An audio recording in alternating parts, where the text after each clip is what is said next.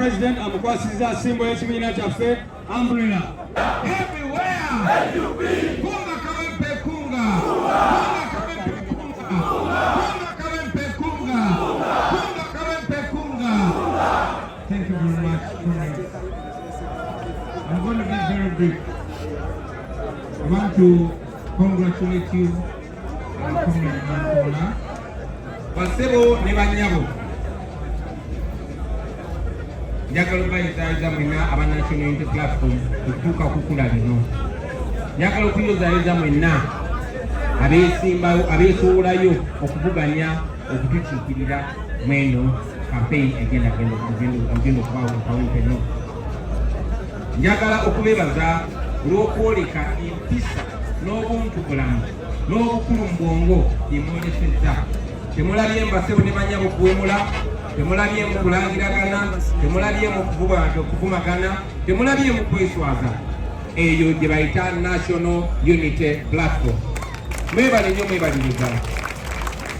Mubadde abantu 10 abavuganya ate nga mwenna muli balungi. Mwenna era mutukoze bulungi nnyo.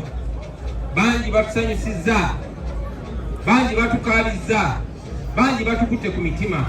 Byonna bibadde mukwawekuboona okunoonya kandidate. Nakyogeddeko kankiddemu nti mu process eno waliwo ebintu ebibaddewo nze ebinkutteko ennyo ne binzijukiza ffe baani, naye ate ne bindaga nti muffe mulimu abaategeerera ddala ki kye tuli. Mu ngeri ey'obunjawulo njagala okwebaza Comrade Magala olw'obuntubulamu.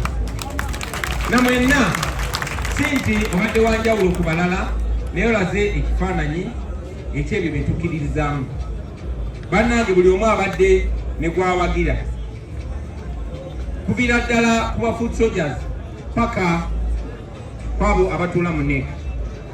Era nga tuba tunyumya. Ono ng'ali ku sayidi eno, ono ng'ali ku sayidi ndala. Naye nga ffenna tuli ba NUP.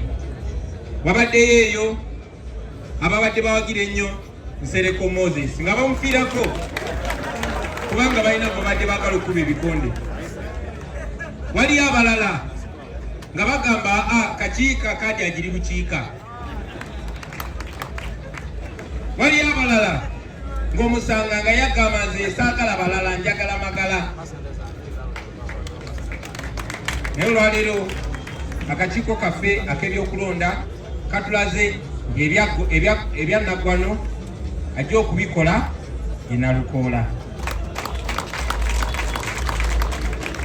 Sebo kandidate waffe omulungi, twagala okuyozaayoza yugayoganye Sebo. Sebo nga tukwasa flaga yaffe tukwinamu obwesige nga bwe tulina mu bannaffe abalala, naye okunoonyereza kwonna kutulaze tulina enkizo ku banno. Tukwinamu obwesige, twesiga nnyo omutwe gwo, twesiga n'omutima gwo. Naye kitukoze bulungi nnyo ate n'otugamba tukulabire ku bikolwa byo. Seba amaaso n'abatalina galubindi tugenda zifuna, tukwetegereze bulungi, tukuyigireko, naffe tufuuke bannaggwano. Nze ng'omuntu tumanyidde emyaka mingi, tubiira ddala mu bya 9. Manyi nti wali musajja muyimbi nga bakuyita Dr. Dandi. Njagala okusaba oyo omuyimbi obwedda omukugunuleyo naye omuteeke mu race. Otukulembere, tugenda kuwagira, tugenda kusudia, tugenda kugoberera, tugenda kusitula ebigambo byonna by'otugamba. Tulina essuubi nti tugenda tuswaza, tulina essuubi nti tugenda tuleka mu buwanguzi. Tusaba agakulembere, akuwa amaanyi, akuwa ekisa, akuwa obukuumi, akuwa obugumu. Zino tetugenda mu campaign, tugenda mu lutalo. Zino tetugenda mu campaign, tugenda mu ki? Tugenda mu lutalo. Eno sampo 226 atandikira Kawempe. Tetwagala kijjasibwa MP bwe Kawempe kuba obwo twabuwangula dda, tugenda buddamu buzzinvunula libya. Twagala kukozesanga seppulingi gye tuyimirirako okunonayo entebe yaffe ennene gye baffa nga bwegyogeddeko. N'olwensonga eyo Sebo nga tunona kano akatebe akatono ak'e Kawempe kenkakasa nti Katonda agenda tusaasira tukaleete twagala tukakozese nga okusondalo oba okusonda obusungu okunoona entebe yaffe n'ebigambo ebyo njagala okuyita Deputy President wa Buganda Region Mobilization Secretary sebo nabo osembere wano ne ba deputies bo bakwase omulwanyi basindike mu lutabaalo Mukama abakumire mwebalina mwebali ddala kumulaba.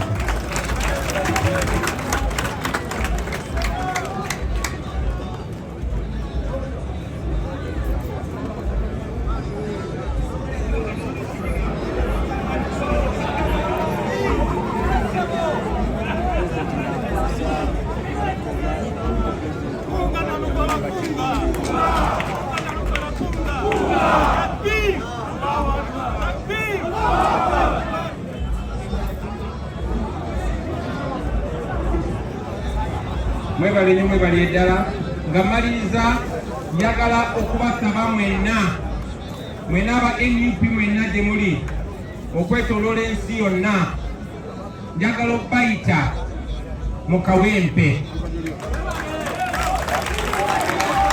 Obukulembeze bwa NUP bwonna omulimu gwe tulina kati omukulu guliwa omulimu gwe tulina omukulu guliwa omulimu gwe tulina omukulu guli kawempe. Mujaasi kyagenda otukulembera nga tugenda mu lutabaalo luno ani agenda okubikola njagala okasaba mwenna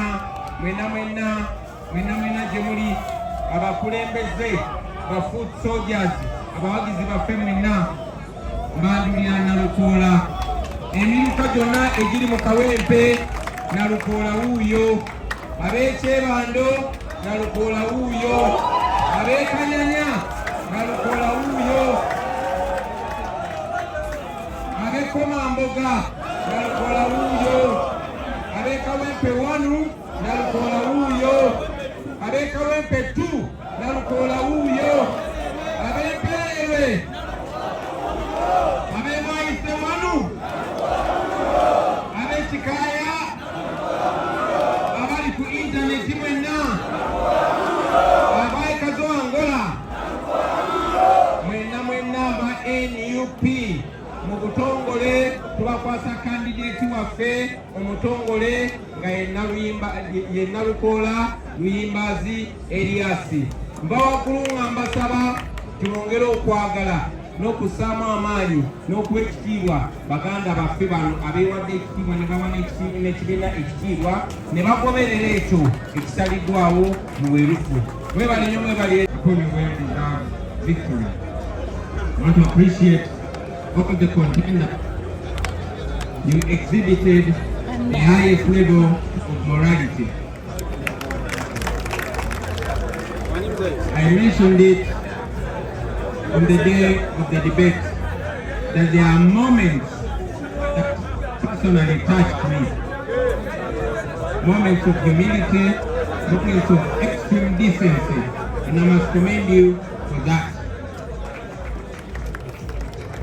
In a very special way, I want to salute Comrade Magala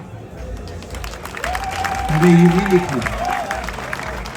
Not that other people were any less humble, but you represented the humility that we stand for. I salute you for that. Friends, everybody had a candidate. Everyone had a candidate that they support. Everybody had a view. Everybody had an opinion. From the foot soldiers to the highest rank in the party. But we all agreed that the best person has to take it. Integrity is one of our core values, and we hold it in high regard. We don't just want to talk about it, we want to practice it. I want to salute our election management committee for a job well done. Thank you very much. To the entire National Unity Platform, you have taken the current regime to school. You have taught them the real meaning of democracy. And this is a democracy that we are practicing even when we are under duress, even when we are not allowed to do what we believe can cut us out as the leadership of the new Uganda that we tell you about every day. Now that we are here, now that we have a candidate, number one, I want to salute, while I salute the contenders, I want to request you, to invite you to practice continuously the values that we've been standing for. Like we all agree, it was a competition. Let the winner be our candidate. Let us all stand behind the winner. Let us do what we are expected to do so that we can be the party that people believe we are. We are going to Kawempe. I told you on the day of the debate that in Chadondo we were not a party. But because of the power of the people, we won the election with 80%. We don't want 80% in Kawempe. We want 90%. And for us to get 90%, everybody has got to play a role. From the candidates, from the contenders, to the leadership, and finally to the people of Kawempe. The people of Kawempe are waiting for us. As you could see, from number 1 to number 10, they were all NUP candidates. They were all NUP members. Now we have one. Let us beat them in the same way the world expects us to beat them. Let us go and get 90%. So with that, I hereby direct the mobilization secretary and all mobilization teams to embark on preparation for Kawempe North campaign. At the end of my speech, I'm going to hand the candidate to the Deputy President of Uganda region, and this is going to be your first task, sir. And like we all said, we want 90%. Obozijawa, kwagala 90%.